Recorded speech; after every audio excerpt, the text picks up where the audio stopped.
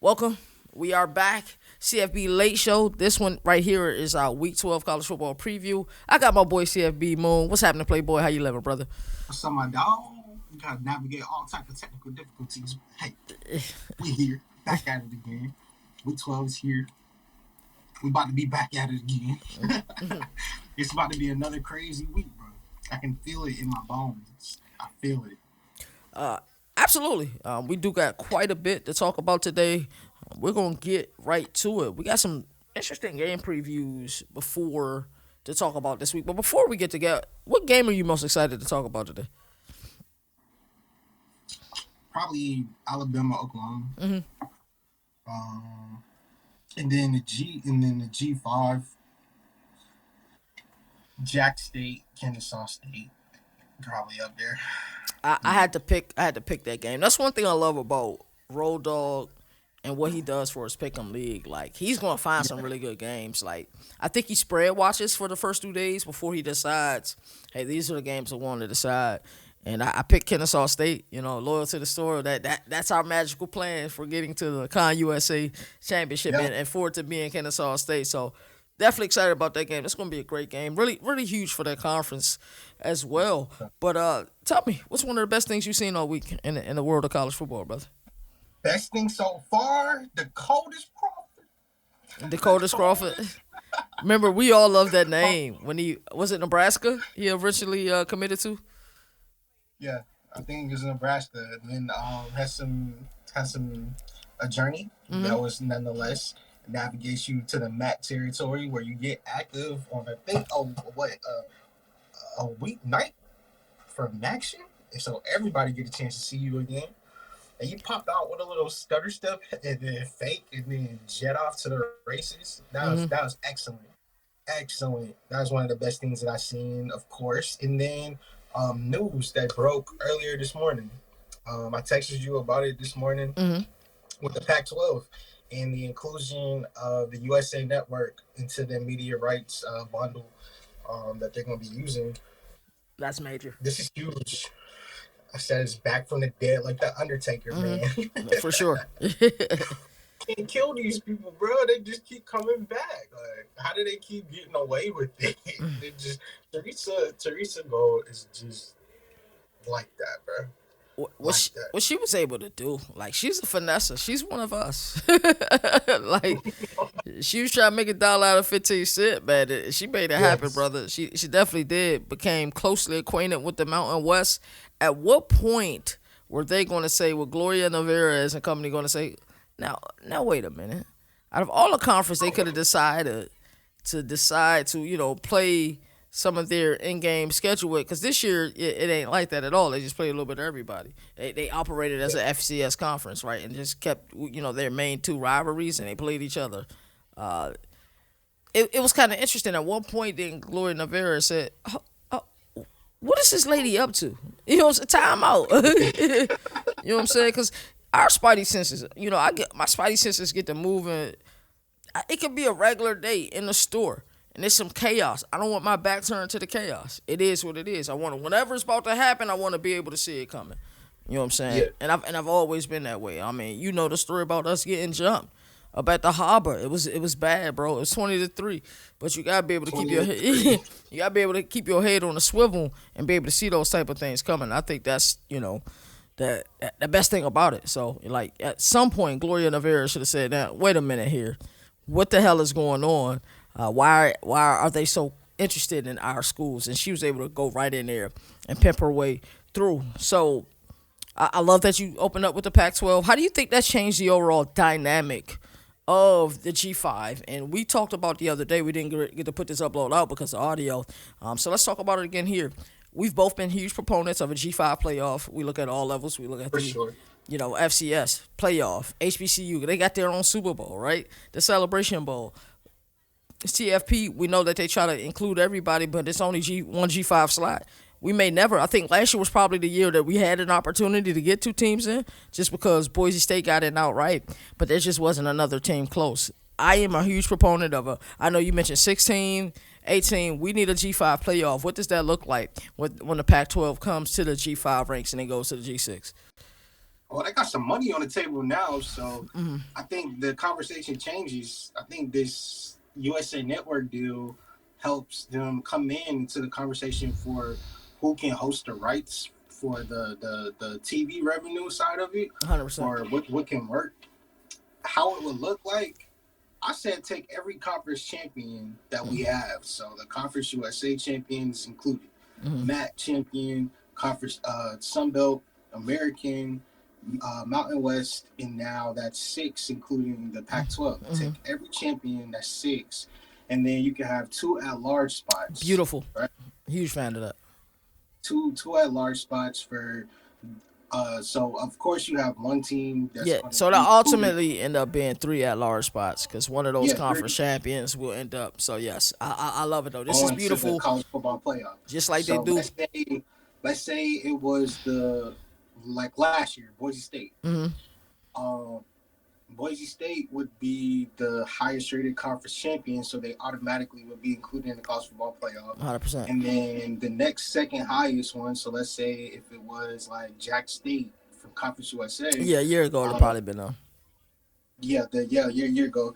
They would have been like the highest seed, so they would get they could get a bye. Army would have been up there as well. Navy, UNLV. We'd have had a damn good, bro. What did I just see you do, bro? Yo, let me see. Bro, like, you are addicted to college football, bro. Like, bro, what'd yours say? What'd he say? Get some help? Get some help. Like, but, hey, it just makes sense. Like, and you kind of been speaking about it first before I've seen anybody talk about it. Bro's drinking out of a Grammy, ladies and gentlemen. Oh, by the way. But continue. My apologies, bro.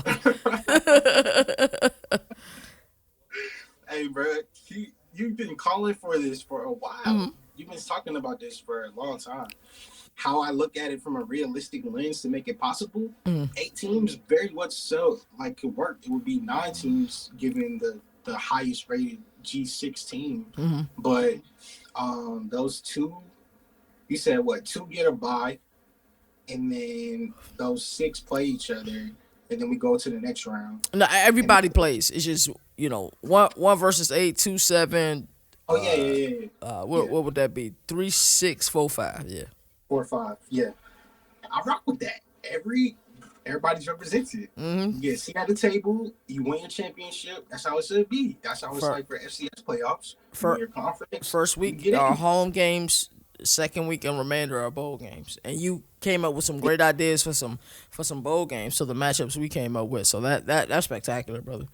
So with the bowl games, for people that didn't hear, it would be like,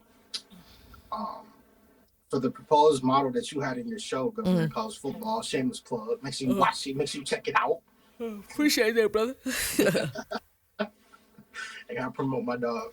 Hey, for that game, it would be played in Myrtle Beach. I think it was like Virginia versus ECU. My bad, JMU versus ECU. They're like playing Myrtle Beach. Look, that's crazy. Or you can host it. Not a difficult travel for either one of those teams. Yeah, no strenuous travel, especially after a long season, especially after the conference championship.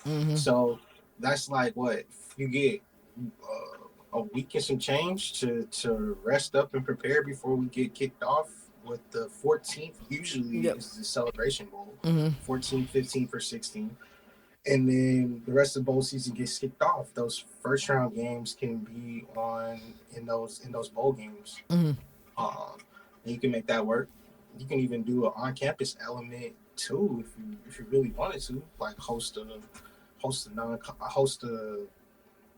You get what I'm trying to say? Yeah. Like the highest seeds get a chance to host. They should be able to host. They earned those higher seeds. Allow them for opening round. They host and then onward, second round and onward. Yeah, let's go get some of these bowl games. And the location that you had for a lot of these were perfect. I believe we even had what was it, a North Texas and Memphis matchup, and then you was like, hey, they should in Scooter's Coffee. Yeah. So it was perfect. Everything lined up perfectly. So if the people who have control over college football that can make this happen, you and I know that a lot of people who run this sport don't really care about the sport because they have other sports to run, and they deem this one the biggest headache just because of everything, all of the nuance you got to deal with college football. Because we're going to tell you about yourself, 100%. That's just what we're going to do. So if we deem that you don't care about the sport, yeah, you don't care about the sport. Let's get into this first game. And before we talk about this first game, Pat Narduzzi, a guy that we have revered for a very long time. It was, a comment that he made at the ACC Media Days that we love so much. Hey, it's only 3 schools. The last how many years was it, Moo? That can say, hey, yeah, listen, we won a conference championship. You know what I'm saying? And he pulled up like a big stepper. He did.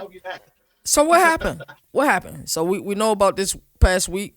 Granted, and though it was true, it's not spoken like the man that I told him to his face that, his team represented what it's like to work in those steel mills, what it's like to be a blue-collar, person bringing your lunch pail to work and earning your keep. That's not a great representation of the city. And I feel like a big reason why he followed me was because I told him, hey, you guys are a great representation of your city. Is this taken out of proportion, or are we, criticizing him enough? I'd love to hear your intel on this. I feel as if you're going to have people choosing sides when you have comments made by Coach Narduzzi that are like this. To be honest with you, bro, when I first heard about this, I was upset and angry. Same. I was furious. And I picked them to win, by the way. Me too. Yeah.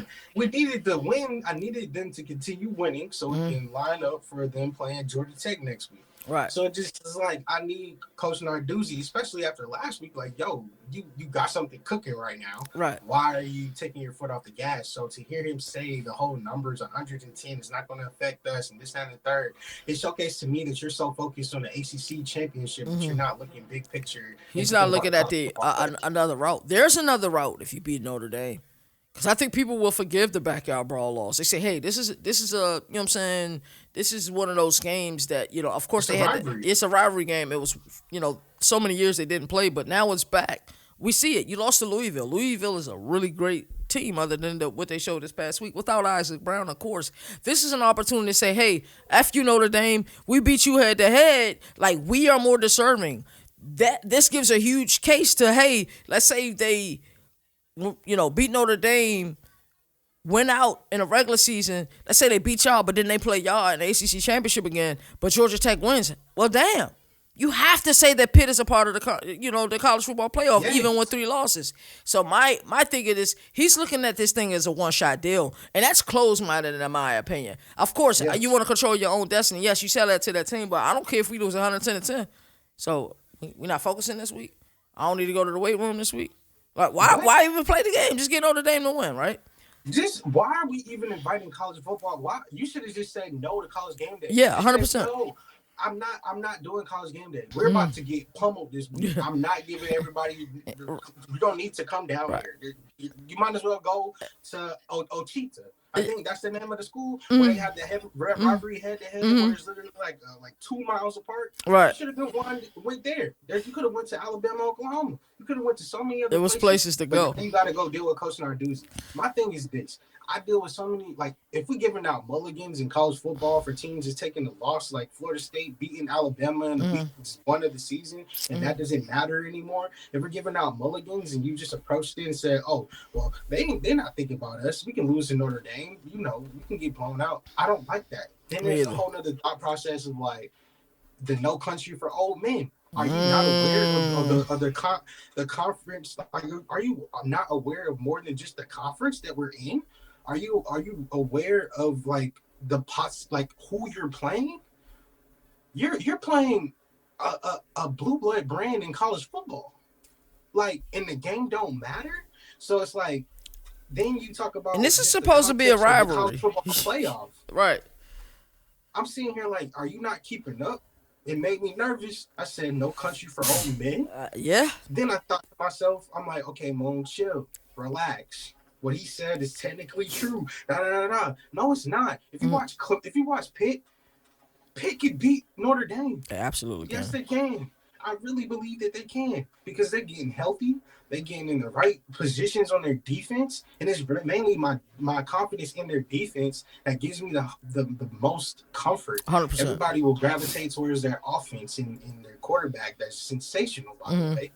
But it's their defense that's been their calling card, and to tell me that a blue blood, hard nosed coach in the most blue blood, hard nosed city in the world, in my opinion, with Pittsburgh, Pennsylvania, We've been there. home of the Pittsburgh Steelers, the terrible towel, the team that you play, share stadiums with, bro.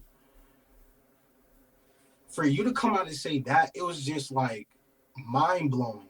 It was like everybody tried to defend it. And I'm sitting here like, you're a head coach. We just saw Jeff Traylor come out here and said, well, looking at the tape, I don't know how we're going to be able to do it this week. You just giving up an L? How do we giving up L's when you told me in the offseason at ACC Media Days that you're going to be getting things right this year? So Facts. Notre Dame don't count because they're independent? It's because they're independent that you should care a little bit more. Because Facts. the college football playoff committee is going to look at that and be like, oh, maybe Notre Dame. Wow. As long as we win the next 2 weeks, that's not a given. Not at all. Georgia Tech is not a given going on the road in Atlanta, and Bobby died in a game that they're trying to flex right now. And that environment's going to be crazy. Possibly be new. That environment's going to be That's absolutely not a given, bananas. So is it like, I don't know. It made me think of many things, but it just didn't give me good feelings. It wasn't a happy feelings day when I read that news. In fact, it kind of ruined my day because I said to myself, does he not, what, are you a casual? Are you not aware of what's going on in college football? Yeah, Coach, I'm not. I'm disappointed. I get transparency. I get, wanting to be honest and wanting to be factual and actual, and I get coach speak, but I don't get that type of talk. I don't get that vernacular. If the guy that's leading us into war don't believe that we can win this one, I don't want to go into war with you, brother. If you don't think, what I'm saying, it's that Sparta mentality, bro. I don't care how many they got. You know what I'm saying? We gonna go handle business, bro. Whether we got 15 and they got 1,500, hey man, listen. We gonna have some casualties, but they gonna have more. It's more than them. You know what I'm saying? So that's a scary thing to me. So let's get into some ball talk. So let's talk about this team. You kind of hit on some of the places. I think Notre Dame is getting hot at the right time, but we've seen this defense led by Chris Ash through Marcus Freeman. We know the situation is Marcus Freeman's scheme, but the defense coordinator is Chris Ash.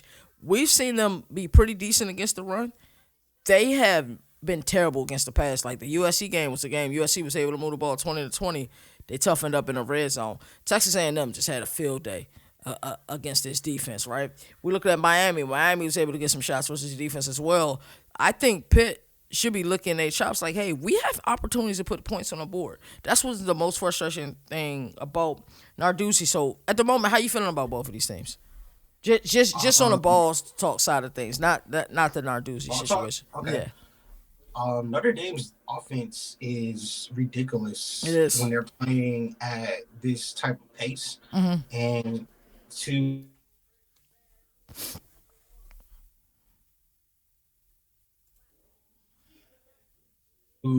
beat Navy the way that they did, be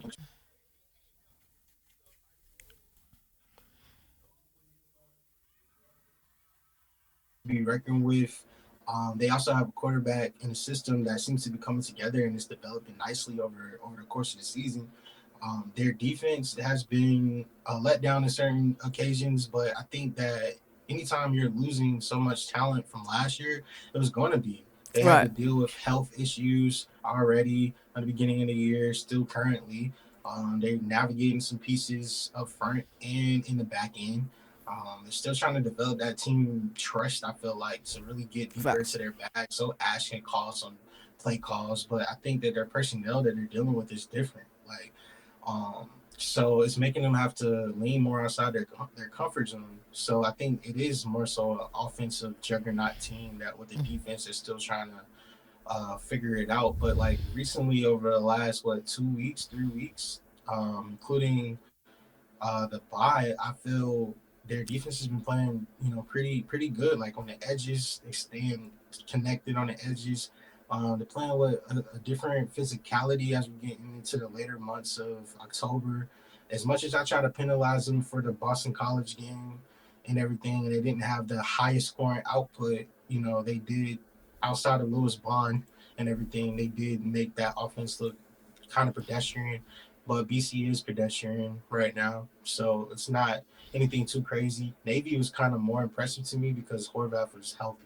Mm-hmm. Then, I mean, not He, healthy. he was out. He was out. We knew what He you were was saying, not. He brother. was. He was not healthy. Mm-hmm. So that was kind of more impressive to me because it's showcasing me because you really lock in for real. Mm-hmm. To the scheme. To the scheme. I need to see the scheme, and they did a great job. So for this team, I think where we are with Notre Dame, and then you see Pitt side. I I really appreciate Raphael in the wide receiver room. He's really coming on strongly. I love him as a player. I'm excited to see the connection with him and Heinzel Mm-hmm. continue to grow.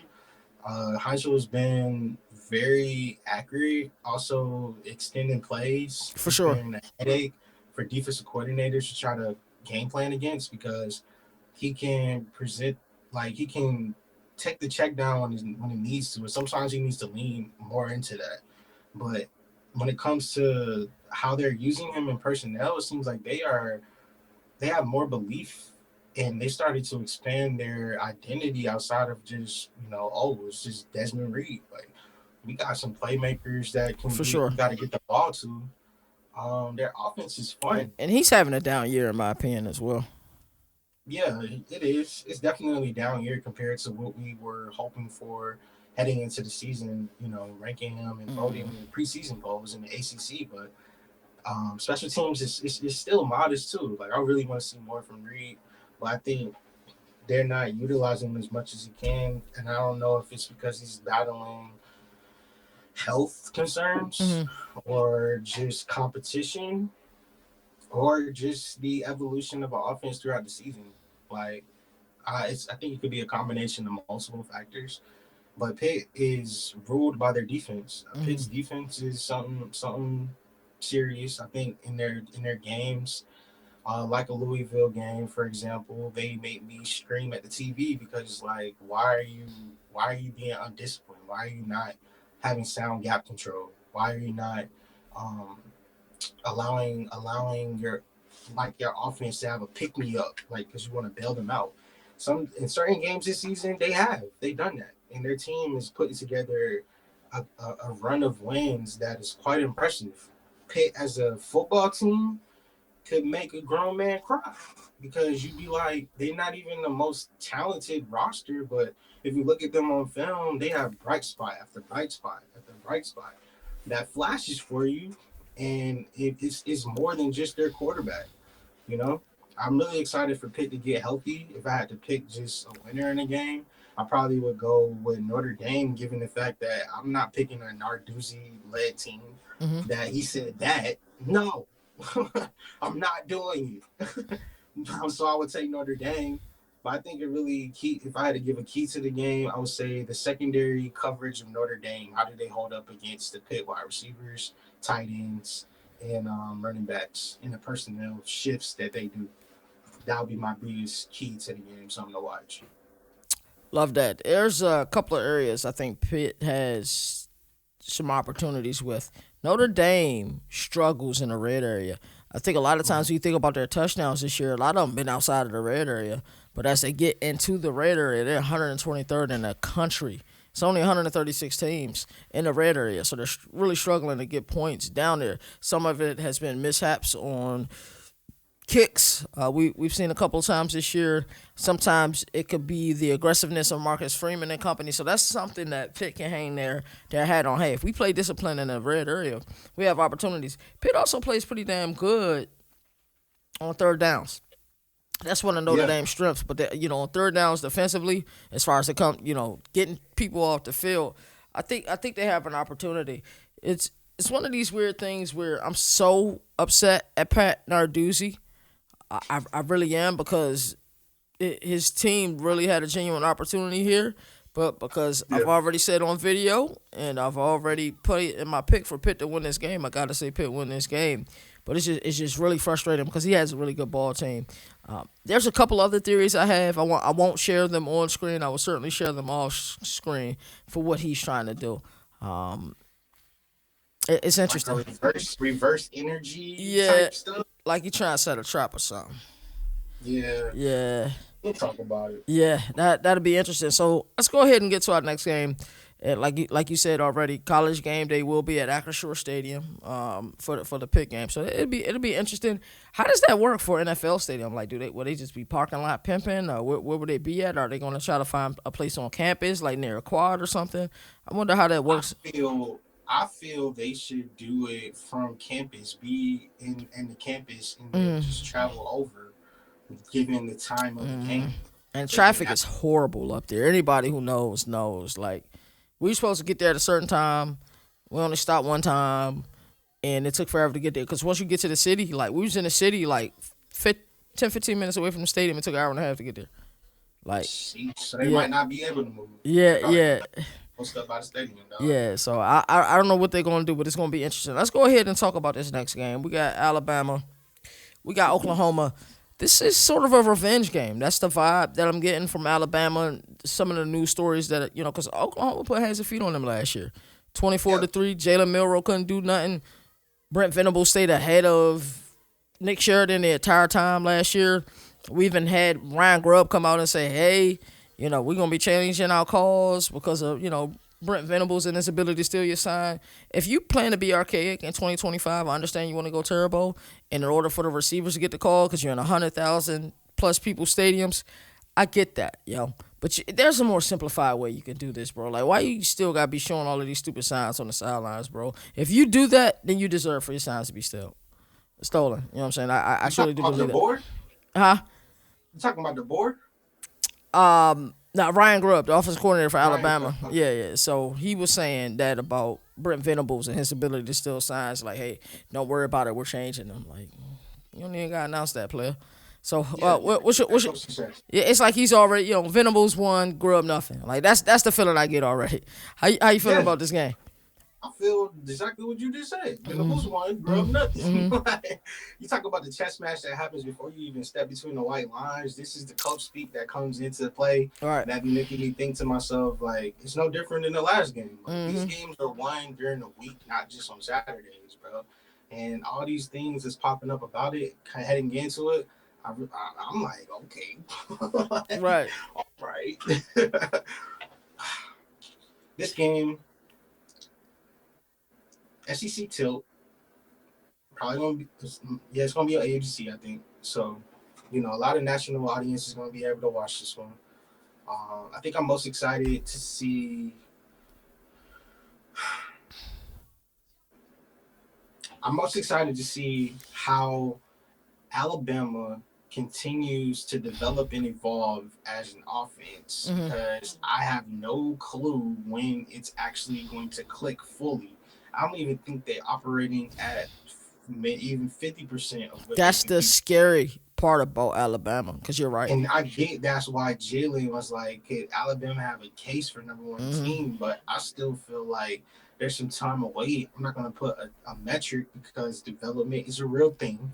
For But sure. I will say that the offense is like people punish Alabama for their run game, but they're being asked to do different things 100%. than what Alabama teams are normally used to. You got centers that pin and pull and get out to the outside. That's what Grubb and DeBoer want to do. Like, you talk about the other elephants in the room, the big boys with Proctor and the rest of the offensive line, Parker. It's they're still so far away from their ceiling, even for the next class that's coming in, because I feel like DeBoer wants to transition their offensive line from this big elephants to getting more lean muscle that and dropping the weight a little bit so we can have more athleticism to do the concepts that they want to do. And last year we saw Jalen Milroe. They had to adapt so much, and that wasn't even. It felt like that was operating at like Let's just put something together. You ever been like cooking late night in the kitchen and you don't know like you probably got groceries, but you probably been a little faded and Yeah, you just like, man, let's just put something together and then we call it a high meal. You yeah, know, yeah. like Uh, we'll just I've make done that. I've something done and that too many times. You know. you know, I did it one time. I had Mm. went to back in the days where I used to eat McDonald's and stuff. I would take a McChicken and a double cheeseburger, put it together, and we'll call it a McGangbang. That's what we call that. So I looked at that as a high meal, That's and I hilarious. said I would never do this if it was normal situations for real. Mm. But this is not a normal situation. I got a little bit more extra money to spend. You know, Yeah, let me yeah. try something real quick. Right. That's what it feels like for Alabama. Like they're not even in their prime. Like they're not close to it, in my opinion, as far as their offense. So they have they have the playmakers on the outside Mm. for sure. Ty Simpson is an animal. Uh, a I'm a huge cold. Jeremy Bernard guy. I think that Me kid's too. fantastic, bro. I like Jeremy Bernard a little bit more than Ryan Same, same. Ryan Williams did have a tough catch over the middle Williams. this past weekend. Not that that's out. Yeah. Yeah, and getting active. Mm-hmm. So I got a rapid fire question for you. Yeah, Is Ben Arbuckle ahead of schedule, on schedule, behind schedule? ahead Okay. because everybody was wishing on his downfall. Yeah, he's praying on that man downfall, weren't they? And but if you talk about just on the field, Mm. ahead, because even though you had to deal with adversity before the material injury, the offense was looking like They were clicking. explosive. They were firing on And all then cylinders. even in the game that they had the most adversity earlier in the year, where their scores still down, they still scored 20 plus, and the materials started to show. Even last week, he had like 100 plus passing, 80 rushing. Okay, so Um, Tennessee. yeah, against Yeah. Tennessee and Darko. Like, They impressed me that game. They really impressed me. I said, "Whoa, this team is made up of a little bit more," because I thought that was more of a must win for Tennessee. They're yeah, CFP start now, and it wasn't that they won. It was the way they won. Physicality. Peyton Bowen, the guy we've been bigging up at CFP Nation for a while mhm, now.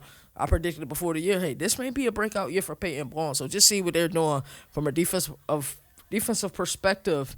It's one of those things that heading into the season we said Brent Venables is on a hot seat. But then you look at what that defense did last year. How outstanding that defense was last year. You look at what they're doing again this year. Like I would say their offense has probably cost them more this year and bringing back material a little bit earlier than they should have yeah, this year more than anything. That's why I wanted to ask you that yeah. question. It's a lot to like about both of these teams. I'll Mhm. give you a few metrics before we go ahead and pick our winners, but I love your breakdown of Alabama. I think that was an outstanding parallel to say, hey, we haven't even seen them in their prime yet. That's No, amazing to me. you gotta Alabama, judge them based off of like 2026 for real. Like we gotta that's a judge them fact. 2026, 2027 when he starts really getting his guys, Hmm. not in recruiting, but just in scheme that they want to do on the That field. that's amazing. And then another thing, I think his name is Yanze Pierre, Hmm. the like the edge from Alabama, Hmm. wreaking havoc, wreaking havoc. He literally busted up Garrett Nussmeier's chops, busted up Michael Van Buren's chops. Like Buddy was all over the field. That's exactly what I'm looking for I'm Alabama. going to give And you he some gave expression. stats for Alabama that is just very impressive for me. 6.2 yards per play. You know what I say? Good teams are at 6.2 plus, right? Turnover Yeah, margin plus 10th in the country. That plus 10, that's eighth in the country. My apologies. Red zone efficiency at 92%. That's 16th in the country. it's Third down insane. conversion rate is up there at 47%, right? OU defense, of course, they're damn good on third downs as well. But the time of possession factor for Alabama is one of the most underrated things. Top 17 in the country. They hold the ball for about 32 minutes. I think Oklahoma need this game more. I know that it is in Tuscaloosa. We know it's at Bryant Denny Stadium. Who do you think is going to win this game? I think Alabama will win this game. And I hate when I say stuff like this because I seem like I'm 50. But it wouldn't surprise me if it read Oklahoma found a way to win this game. and Ryan Grubb is eating his words. Now, where do you think Oklahoma is ranked after that with that type of one? Because Alabama's not going to free fall. This is a team that's right there on the outside looking into the college football playoff. I think they're a college football playoff team. There's a few teams I take out. The hell with Miami. F that, bro. You know what I really want to say, but I'm trying to be better with my cursing. F that, bro. 100%. So give me your winner for this game and why they won. I'll say my biggest takeaway heading into this matchup was just how Oklahoma's defense played in dark mode on the road. I agree And with this that. game is on the road. They were idle a week ago. This past week, had an opportunity to do even more scouting. I think that's why I was pressing on Ryan Grubb. Ryan Grubb been having nightmares about Brent Venables. Ryan Grubb, be real with us. You was having nightmares, weren't you, brother? It's not a pretty sight right now. It's still spooky season. The leaves are falling. Right. And as much as I think that Alabama has the talent to beat everybody in the country, 100%. with the exception of Indiana and Ohio State, I think it is all about styles of fights. For sure. And Oklahoma has proved to me that their run game and the dual threat ability of Mateer is still very much so a factor. They're going to. I think Alabama has the edge in the offensive line, even though 100%. there are changes. Mm-hmm. And Oklahoma send modified pressures that can disrupt Ty Simpson and get him off rhythm. Can they still be in his head and play mind games with them, similar to what Matt Patricia did against Arch Manning? 100%. And we need that type of thing. So I feel like they had 2 weeks to prepare, and I'm not about to take that lightly. I think whether he be stealing signs, stealing calls, whatever. I no longer care. I used to care about that stuff. Like for me, I no longer care. The Connor Stallions thing. Now it was the route in which he did. Pretending to be, what I'm saying, a staffer, but really just, what I'm saying, getting signs. I ain't cool with that part, but I ain't mad that he stole the signs, bro. Like if you want to be archaic, attention, then I should be able to pick up on tendencies that you have. 100%. A film nerd junkie.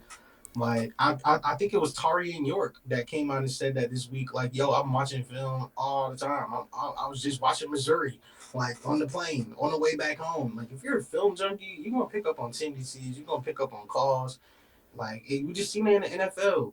Like, Josh Jacobs was coming out saying he was frustrated because the Eagles was calling out all their plays. All their plays. You seen it on camera Like, too. and I just gave you examples from NFL, college. Shoot, it happens in high school and PB. It That's happens.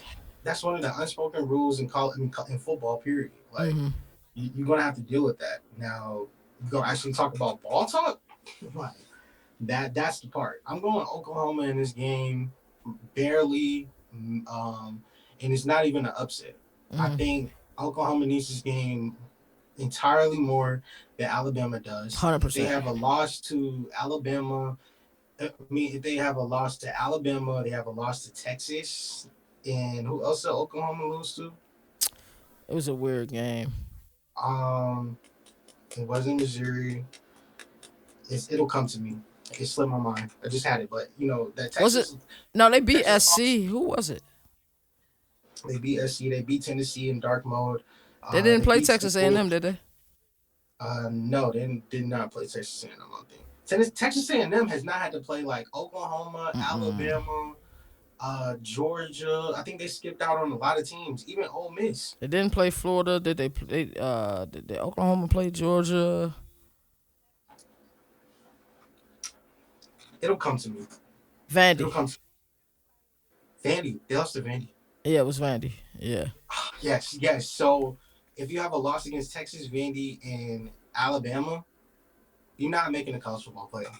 Yeah, I mean that's you got a loss to Big Brother. That's a fact. You got a loss to Bama and the Elephants, and you have a loss to the Commodores. That means Vandy's has a like that win is gonna look even better. So I look at it like it's a must win for Oklahoma. Alabama, they can lose this game, and not trying to say Of course, we want know both teams are going to win.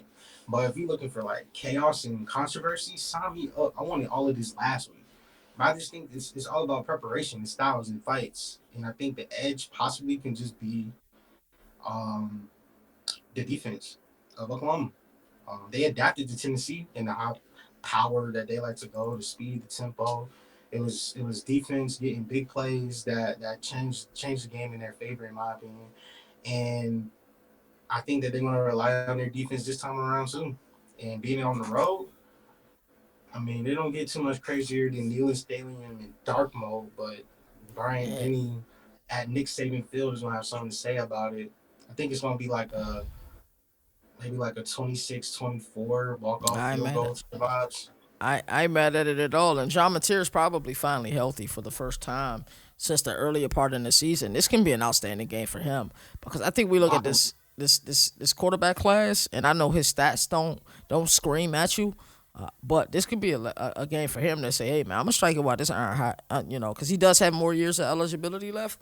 But Mhm. for me, if I'm gonna go in a class, especially next year's classes, is what we think is loaded because things change very quickly in the sport. Like some of the guys that we thought this class was gonna be loaded, and that's not the case at all. So let's Yeah, get it's into not. this final game in Athens, not too far away from where you're at right now.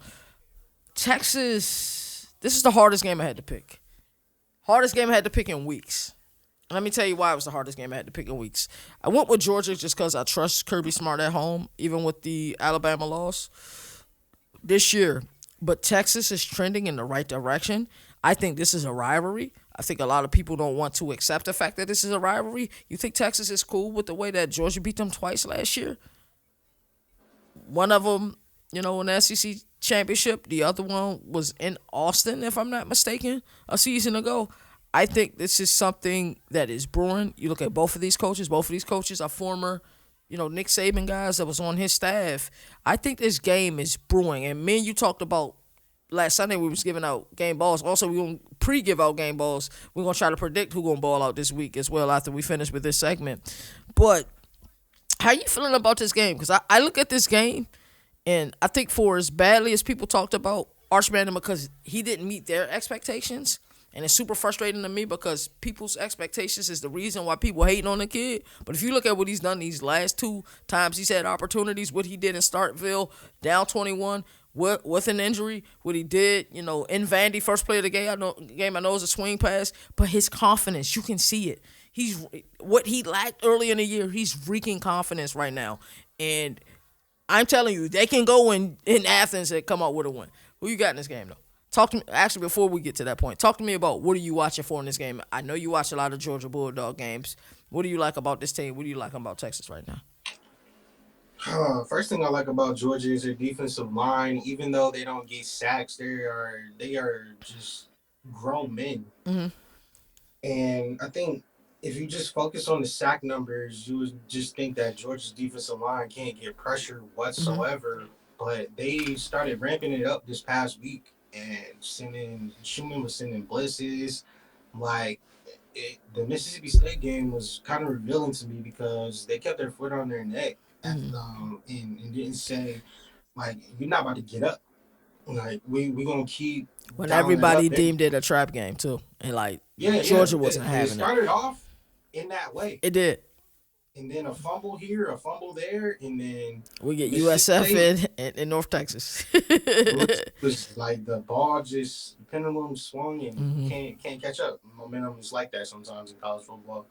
Um, but yeah, this past week it really showed me um, that Georgia has the ability to win in multiple ways. Like we already kind of knew that, but it's more we have. No matter if you're going to use Dylan Bell as a running back label, wide receiver, however you want to use him, whatever you got Zachariah Branch who's just starting to pop off. If you want to talk about Oscar Delp, like Right. Humphrey, we can use Cash Jones, we can use Chauncey. It doesn't matter. Like we can get active. And I didn't even mention Nate Frazier. That is a lot to have to deal with as a team. Sometimes I wish that Mike Bobo wasn't the coordinator, bro. because this team I hear that could from be a lot of so fans. much more. But then at the same time, that would mean that I don't want Kirby to be the head coach because it's really a Kirby on down philosophy more than For it sure. has to do with the offensive coordinator. Because Kirby is vanilla. If he had to pick an order from Ben and Jerry's or Brewster's at your local, he's getting vanilla. Right. That's what he is. He's a vanilla. The only flavor he's gonna have is from his spoon. That's Mm. it. It's not from a sprinkle. It's not from a Hershey Kiss here or nothing. No, he cares about vanilla. Now, Bobo, can you get creative with the vanilla? Well, yeah. Let me get a vanilla bean. Let me get a vanilla milkshake. Let me get a vanilla. Like Vanilla you gotta get swirl. creative. The vanilla swirl. Whatever you need, you can work within those confines because Mm. that's how he wants to win. That's like his philosophy. So that's been sticking out to me. They are just dominant on the edges, in my opinion. Their back end is starting to come together. Their communication on the back end is starting to get better, in my opinion. The Florida game really was revealing to me because, like, you could have. They've been down in multiple contests throughout this year, and Right. they could have just folded, but they continue to come back. They Last know how week to they had win. yeah, and they learned how to win with the lead this week. Mm. And a lead in a game on the road with those annoying cowbells that can just get on your nerves every time they get a first down, third down, whatever. Facts. It was impressive. It was impressive this week. Was it more impressive than the teams ahead of them in the rankings? I didn't think so, but it was just Actually, I think more than Indiana for sure, in my opinion. But yeah, bro, I look at this team as hard to kill. I look at this team as peaking at the right time, and I look at this team starting to figure it out on the offensive line. Slowly and surely, they've had to really lean into their identity of blue blood, hard nose. But this is, in my opinion, I like where this Georgia team is right now. Like in heading into this week, and I look at the Texas side of it. Jalen was talking to us about how he said Arch hasn't looked really impressive throughout the season. Mm-hmm. And yeah, you can pinpoint that on multiple occasions, whether it was the same Houston game, The Florida earlier, game. the Florida game.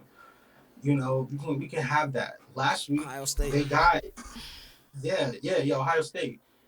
I think the problem with Texas is the fact that it is what we said it was to begin the year. Their offensive line was replacing too much talent, and they have to make adjustments.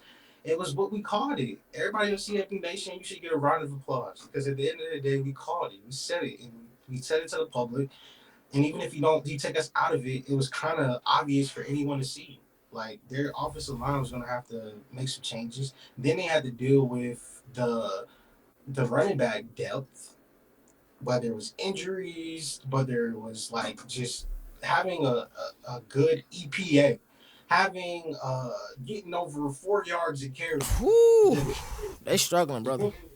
being able to just run it. So when you see the extension of the run game with that little swing pass, and we get it out to his hands, let him go, take it to the rest of the house. That's not a passing play in their mind. That's It's a an that's a extension run of the play. run. Yep. Exactly. So like when I look at Texas in that way, I feel like Sark is really starting to get, or at least admit it. I think Stark is finally admitted we're not able to run the ball, bro. Mm-hmm. We're not able to run the ball, and to a team that I feel like Georgia is starting to click and understand that you can't sit. You got to send pressure. You got to send pressure. There are ways to exploit this team for both of them. I think Georgia can be a little handsy and sloppy in the back end little times. It doesn't show up all the time, but it can be in high pressure situations. We You saw it know, in the Ole Miss game for sure. For at sure, we home, saw it. Yes. especially when a game can get out of control from you and Mm-hmm. everything. You cannot let this game be like Ole Miss. You can't Mm-mm. let this be a track meet.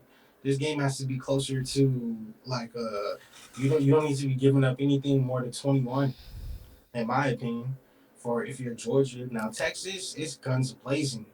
We know that we're not able to run the ball. Let's lean into our defense, lean into our linebackers flowing sideline. Let's lean into our defensive line, getting some not only just tackles for losses and negative plays, but putting Gunner Stockton out of rhythm. He's like been the most in rhythm person in college football this year.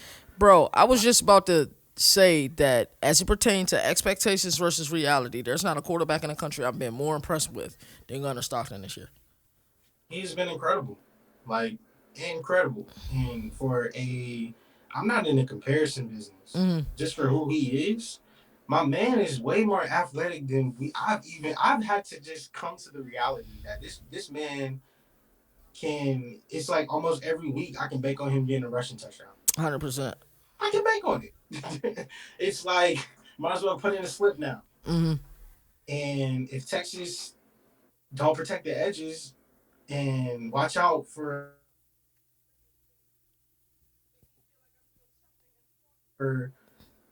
that vanilla bean, they gonna end up in the same fate.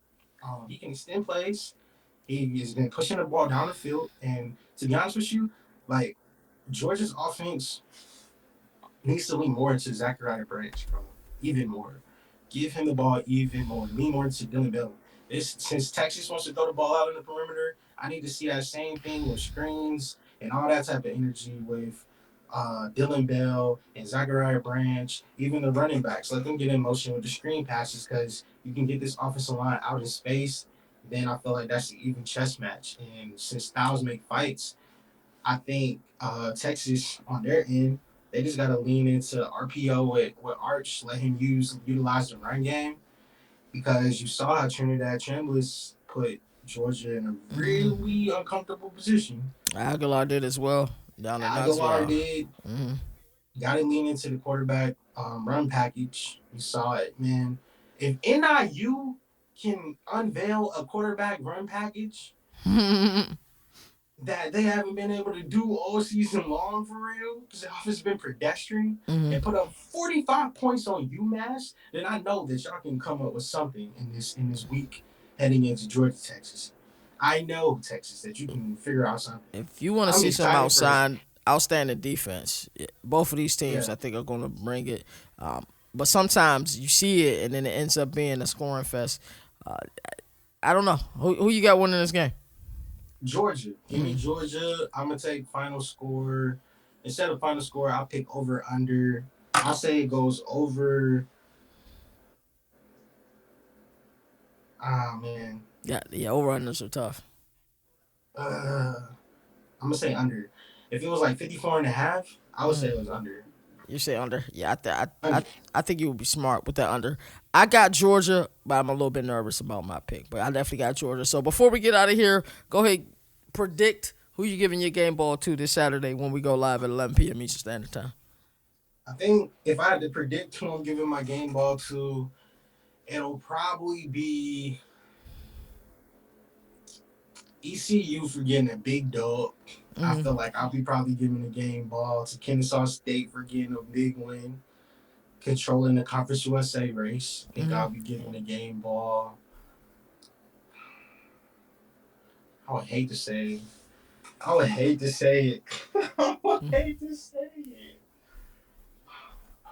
Who's the team that's playing Baylor this week? Utah. Yeah, David Dampier, the team that can't play no defense. Listen, bro, I would love to give a game ball to Sawyer Robinson for pulling off the upset. I would love to. They can't play defense, bro. If they could play defense, they have a About to chance. have like 600 yards passing. It, No, it, I'm being disrespectful. it, I'm sorry.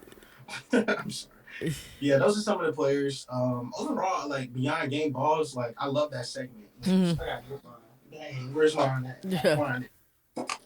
I'm excited for this week of college football, bro. Mm-hmm. Like truly, I'm speechless. Just how good these games are. The 100%. matching games was lit. Oh, Dominion last time I checked Yeah, was putting Max. BA on Troy. Really, Losing Max had their own little night to themselves, man. yeah, 2 nights back to back. I said, Mm-hmm. "Oh wow, this is beautiful." From Kalamazoo to Mount Pleasant, it was Mm. popping, and I love it. It's just perfect. And there's some teams that need to win this week. You need to win. I don't want to hear no noise. Like even hometown teams for in our area, they gotta win this week. I want to hear no losses. Mm. Boston College, I'm sorry, you about to be fired Bill O'Brien trainers after this week. Nah. I want Georgia Tech to put up 80. Uh, I One mean, of the, styles matter, right? yeah, bro. Who you looking forward to giving a game ball to, and like, what are you looking forward to, or what was the best thing you saw this week so far? This past week, I think the best thing I seen in college football was Lane Kiffin taking up for one of the schools in his conference, saying like, "Hey, like, what more does Texas A&M got to do?" Like, let's start that conversation now. I think Lane Kiffin is just so spectacular. Just to see his growth, just to see the way he's glowing now, bro. But to speak up for another team in your conference, another outstanding member, seeing what they doing, giving kind of kudos to Mike Elko and what they did. I think that was the best thing I seen this week. And people were Yeah, upset with it. He was like, "I'm not saying that they're number one." He said, he pretty much understood that Ohio State is the national champion until proven otherwise. But why aren't they over Indiana? And I agree with that 100%. Like we seen yeah. Indiana struggle with Iowa. They won the game, but they struggled. We seen them struggle with Penn State. Texas A&M struggled with Notre Dame, who's also in the playoff, Hmm. and it was on the road, right? So I think you look at the team, and yeah. So that was probably my favorite thing I saw this past week. Game balls, I think it's going to be interesting this week. If Pat Narduzzi could pull off what I think he may pull off, this weekend versus Notre Dame, I'll say, "Oh, you got us, mofo." Then I will be giving the game ball to Pat Narduzzi.